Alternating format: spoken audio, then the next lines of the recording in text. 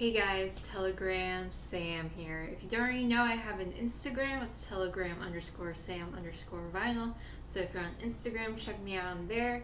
But today is just a recent vinyl pickups where I show and talk about some records I've gotten these last 2 weeks. To begin, we'll finish off the last of the stuff I got from my trip up to Seattle. This is all stuff I got at Easy Street Records in Seattle.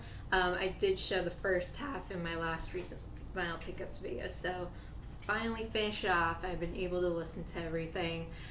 This is live at the Fox Theater in Detroit. This is by the Jesus and the Mary Chain. This is a 2021 UK press, and the Jesus and the Mary Chain are a great sort of indie rock, early alternative band. On side A, they do a cover, or not a cover, they do The Living End, Teenage Lust, and Cracking Up. And this was a Third Man Records release that just came on black vinyl.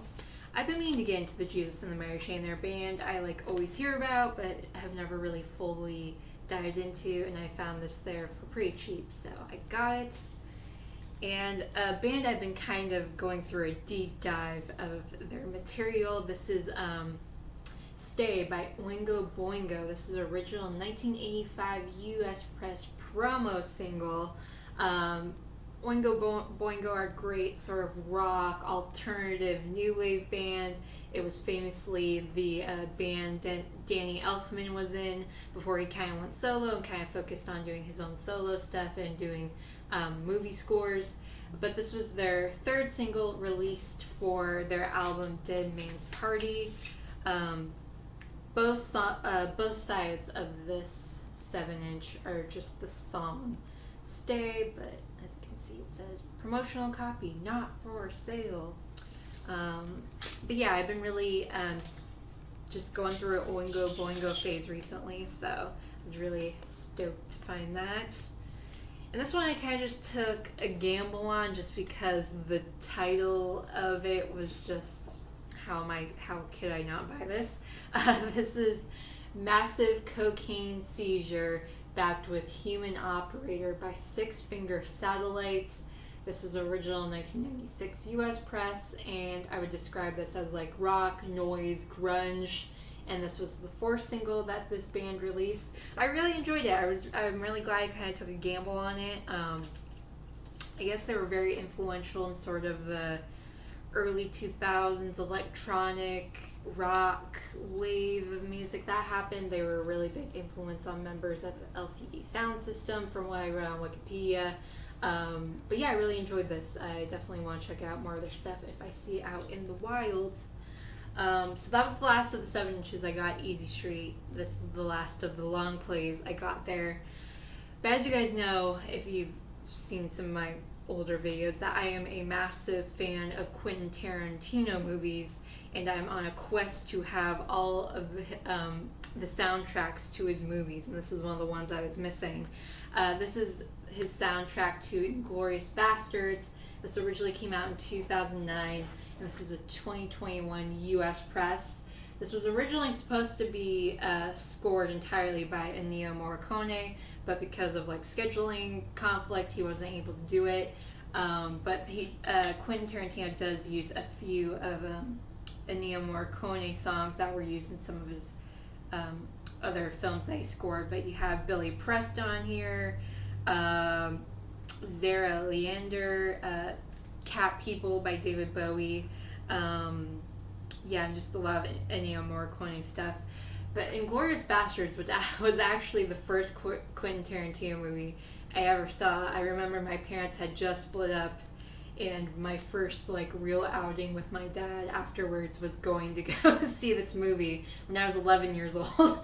I was probably a little too young to see it, but I loved it. It completely changed the way I looked at movies, especially that scene where they're in the German tavern and the whole three thing. If you've seen the movie, you know what I'm talking about. But that made me fall in love with movies and just sparked my interest in them and the art form of making movies. And I just became a total movie nerd after that. And I really owe this to this movie and just the way Quentin Tarantino makes movies and how you can see all the influence of all the movies he loves and how he uses that in the movies he makes. And I just love this one. So now I just need the soundtrack to Django Unchained and The Hateful Eight, and then I'll have all of his movie soundtracks. And this one came on a blood red vinyl. Next up we have First Take by Roberta Flack, original 1969 US press. This is a great R&B soul jazz record. This was her debut album, and it features The First Time I Ever Saw Your Face, which originally didn't do well when it first came out, but after it was used in a Clint Eastwood movie by the name of Play Misty for Me, it kind of blew up again, ended up going on the chart. But this is a fantastic record. I've always kind of heard of Roberta Flack and how great of a singer she is, but I've never really fully listened to her work. I paid $10 for this, and it is just awesome. Compared to What, that is such a great opening track. I Told Jesus is a great song. Angelito's Negroes is a great one. Just like every song on here is fantastic, and she just really belts it out, and she has such a great band backing her up. Great, fantastic.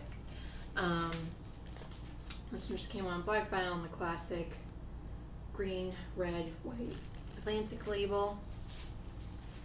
Next up we have Dreams and Images by Arthur. This originally came out in 1968, and this is a 2015 US press. This is a great folk, rock, psych, pop album. This was Arthur's debut album, and I believe one of only 2 albums he ended up releasing.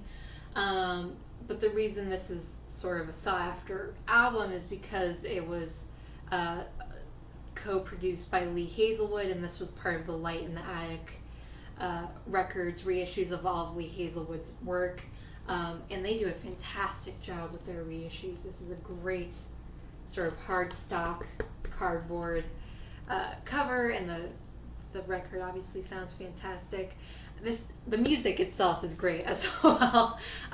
It kind of suffers from like all the songs sound the same syndrome. It's just very light, sort of airy, acoustic guitar plucking, some string backing. They all kind of sound the same, but I was just kind of thinking how great this probably was back in the day. You take like a tab of acid and just throw this on and listen to it on repeat. How great of a trip you would have. But yeah, this is just a cool one to have. OGs of these go for a good amount of money. I think a median price for one of these is like $100. But this reissue you could still find for like $15-20. So that's what I got it for. And this one just came on black vinyl on this LHI Records reproduction label. And then next up, one of my favorite modern country artists. This is Pony by Orville Peck. This is original 2019 US press, great country, alternative, rock, alt, pop. He does a little bit of everything. But this was Orville Peck's debut album, and I just love his voice. It just reminds you of a lot of the old school Elvis Presley, Roy Orbison, just that very velvety, deep, just sort of voice that really kicked off a lot of modern country and rock music. And you can really hear his ode to that, but he also puts this modern spin on it. Because he is a gay man, and he's singing about love and heartbreak, the usual country stuff, and it's just so nice and refreshing. And the fact that he, of all people, really taps into the classic country more than a lot of the country music that you now hear on country stations. That's this weird fusion of like pop, electronic pop country, and he really takes you back to the old school way of how country is supposed to be in sound. And this is just such a fantastic record. And I also have his EP Show Pony that's also fantastic. He does one of my favorite versions of Fancy on there that was originally written by Billy Gentry and was covered by Reba McEntire. He has a great duet with Shania Twain. I still need to get his new album Bronco, which I heard is amazing. But yeah, I just love him. He just is just everything good that is what's supposed to be country music. And this one just came on black vinyl with these white custom labels. Next up we have Machine Gun Etiquette by The Damned. This originally came out in 1979, and this is a 2016 European press. Great punk rock. This was The Damned's third studio album, and this was the first album they did after reforming with the classic lineup of Dave Vanian, Captain Sensible, Rat Scabies, and also a newcomer of Al G. Ward, who only played bass on this album and then didn't play bass on any of their other albums. But this is a great record from The Damned. I was incentivized to get this after reading Henry Rollins' Stay Fanatic book, and he talks about how he listens to this album every single Friday, because back when he was in school, that would be like his I survived a week of school treat to himself by listening to this record, because it's one of his all-time favorite records, and he has always kept up that tradition. So I got that. Plus I've been on a hunt of getting all of the Damned records anyways, but I was just like, I just need to get this, whether it's a reissue or original, I just need to have it. So finally got it. It has a lot of their most popular songs on it, like Love Song and Smash It Up Parts 1 and Part 2. Also Noise, Noise, Noise is a good one. Liar, These Hands. Just an essential punk rock album that everyone should have. And black vinyl on the old school Chiswick label reproduction. And then I saw this and I just had to get it. This is this really nice box set of the soundtrack for One Flew Over the Cuckoo's Nest. For those of you who don't know my history with One Flew Over the Cuckoo's Nest, it's one of my all-time favorite books. It's written by Ken Kesey, and I love the movie as well. But the book just like has always struck a nerve with me, and it's what the first sentence of the book is what I have tattooed across my chest. I read it every single year, usually around the fall, winter, and I also watch the movie after I read the book. So yeah, I just love this, and just one of the greatest book to movie adaptations ever. Jack Nicholson is the perfect Mick Murphy, and yeah, I don't know, I just love it. The soundtrack isn't that great or diverse. Jack Nitzsche did it, and it's mainly made up of all of like the calming orchestral music that they would play in the backgrounds of all the mental hospital scenes. So yeah, not that great or diverse of a movie soundtrack, but I just had to have it. And plus this is a really great, well made box set. It has a remaster of the original soundtrack plus a poster that I already put in my hallway. It came with like a few buttons that I put on my backpack, and a great like 20-page booklet with like pictures from the movie and talking about the production of the movie. And yeah, I just had to get it. It was pretty cheap. I think it was like $30, but really glad to have this. And yeah, that was the last of the stuff I actually got from Easy Street Records. But this is a new release that I just had to pick up at the record store that's right next to my work when it came out. This is Mr. Morale and the Big Steppers by Kendrick Lamar. This came out last Friday or the Friday before, North American press. This is a great hip-hop, trap, neo-soul, kind of has some jazzy parts in it. But this is Kendrick's fifth studio album. It features artists like Ghostface Killah and Beth Gibbons of Portishead is also on this, and a lot of other new rappers that I wasn't really that familiar with.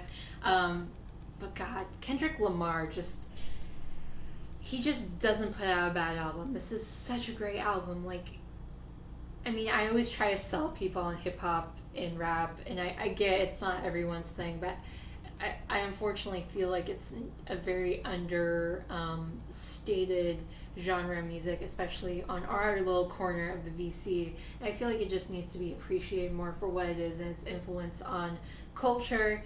And this is just it's such a prime example of that because, Kendrick is talking about, becoming a father, and being married and being a good partner, and also, the Black Lives Matter thing and how it's still such an important issue and topic. And he is just such a impactful voice on this generation. And he just really takes his time. I think it's been his last album, Damn, I think came out in 2017, so it's been 5 years since he put out a new album. And he really takes his time to really, incorporate his life changing, how society changes or its lack of change, and he really uses that in his work, and you can really hear that in every note on this album. This is definitely one of my favorite releases of the year, and such a great, fantastic artist and album. And I unfortunately don't have any of his other albums on vinyl yet, but I always stream his stuff, and I'm such a huge fan of his. So really, really glad to have this. And this is on just black vinyl, brown labels. This is a 2 LP record. And then this is something I just got off of an Instagram page called Mono Records. I believe they have a store in LA, but they also sell a lot of stuff through Instagram as well. They sell their stuff for very fair prices, and they're very honest about the grading of the sleeves and the records. And again, this was another band that Henry Rollins was talking a lot about in the Stay Fanatic book I was reading of his, so I decided to get this from them. But this is Total's Turns. It's Now or Never by The Fall. This is the original 1980 UK press, and The Fall are a great sort of new wave post-punk band. This is a mostly live album that was recorded at various gigs they did in the north of England. But yeah, this is actually, seeing it was a live album, I was like, oh, this is probably going to be like shoddy recordings. But no, the recordings on this sound really, really great. You can really hear the sound of the band really well, and also like the audience interactions. And I guess I was reading up on this, that they purposely went to places where they didn't really have that much of a fan base, and they went to sort of working towns to kind of get this sort of angry reactions from people, and you can hear people like heckling them and just being drunk and obnoxious, which I kind of like. I know some people don't like that in live albums, but I think that sort of puts into perspective what it's like being a very up and coming band and kind of doing something that during that time was very new and sort of very different from what was mainstream music then, and playing it to a very mainstream crowd and getting their reactions. So yeah, it's a very interesting, cool record, and I definitely want to get more stuff from The Fall. This one just came on black vinyl on this white Rough Trade label. And this next batch of stuff I got from Second Avenue Records here in Portland. First off, we got this 7-inch. This is 69 backed with Friday Night by the Cynics. This originally came out in 1986, and this is a 1990 US press. The Cynics are a great garage rock punk band.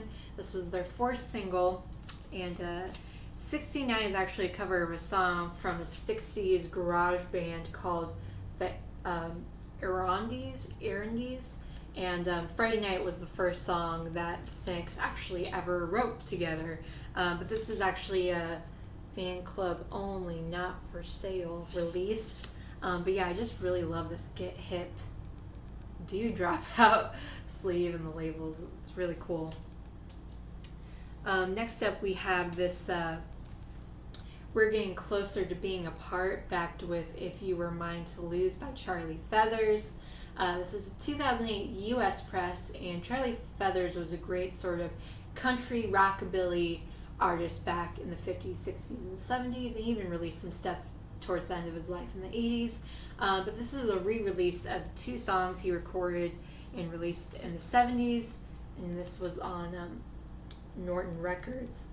I actually found out or discovered Charlie Feathers through the Cramps, because the Cramps covered a couple of his songs. Most well-known ones are tear it up and can't hardly stand it. And so I owe the Cramps for introducing me to Charlie Feathers. And plus, I just love the song title, We're Getting Closer to Being Apart. That's such a perfect song title. And yeah, he just has such a great, unique voice. And yeah, very big influence on the whole rockabilly movement. Next up, we got something I kind of just took a gamble on because it just looked really interesting. This is Just 13, backed with Countdown by the Lurkers. This is original 1979 UK press.